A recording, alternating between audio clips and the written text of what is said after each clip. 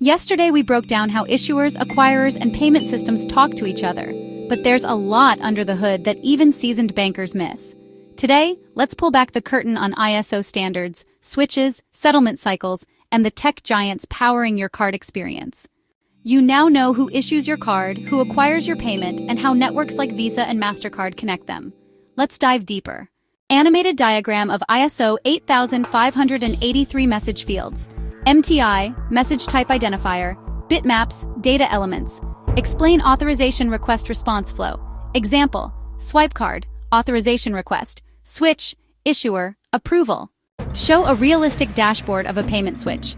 Explain how switches handle routing, load balancing, and real-time fraud rules. Example, if you swipe your card in Brazil while living in India, the switch is your first fraud firewall. Flowchart showing authorization versus, clearing versus, settlement timelines. Real-world example, why it takes 3 days for refunds. Call out key players, issuer bank, acquirer bank, card network. Showcase Finacle's core banking dashboard. Show TSYS system and highlight its real-time card management features. Position this video as a foundation for future episodes on APIs, tokenization, and instant payments. Watch part 1 if you missed it. Next week, we'll show you how tokenization and UPI-level tech are rewriting global payments.